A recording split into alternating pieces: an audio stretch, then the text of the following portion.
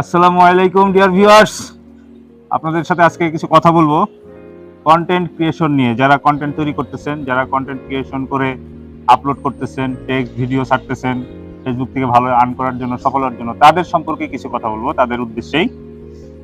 চলো, যদি আপনারা সত্যি সত্যি ফেসবুক থেকে ইনকাম করতে চান, ফেসবুক থেকে ভালো একটা কেরিয়ার গঠন করতে চান বা ভালো পরিচিতি চান, তাহলে অবশ্যই ফেসবুক থেকে কন্টেন্ট ক্রিয়েশন করতে চাইলে আপনার হাতে পর্যাপ্ত পরিমাণ সময় থাকা লাগবে। যদি আপনার হাতে পর্যাপ্ত পরিমাণ সময় না থাকে, তাহলে আপনি এখানে ভালো করতে পারবেন না। 2 নম্বর হলো, আপনাকে এখানে নিজস্ব একটা প্যাটার্ন বা স্টাইল তৈরি করতে হবে। যদি আপনি নিজে খুঁজে না পান, তাহলে আপনি যারা এই পর্যন্ত কন্টেন্ট ক্রিয়েশন করে যারা সফল হয়েছে তাদের ভিডিওগুলো দেখেন, ওইখান থেকে একটা স্টাইল, একটা প্যাটার্ন আপনার জন্য বেছে নিতে পারেন, তাও হবে। অথবা আপনি যেই বিষয়টাতে এক্সপার্ট, আপনি সেই বিষয়টার উপরেই কন্টেন্ট ক্রিয়েশন করতে পারেন, ভিডিও তৈরি করে আপলোড করতে পারেন। এ গেল 2 নম্বরটা।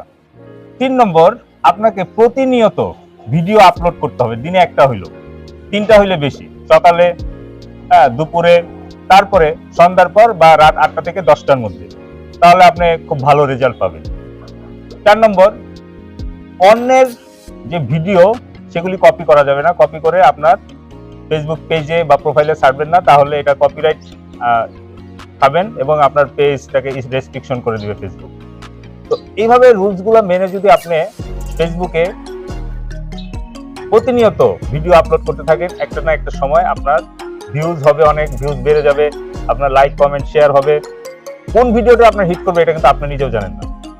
এবং অবশ্যই ধৈর্য ধরে লেগে থাকতে হবে। যদি আপনার ধৈর্য না থাকে, তাহলেও আপনি এই ফেসবুক প্ল্যাটফর্ম থেকে বেশি দূরে এগোতে পারবেন না, মনিটাইজেশনও পাবেন না, ইনকাম করবেন তো দূরের কথা। আজকে ভিডিওটা আর লম্বা করবো না, এই পর্যন্ত। ভিডিওটা যদি ভালো লাগে তাহলে অবশ্যই শেয়ার করবেন। ধন্যবাদ।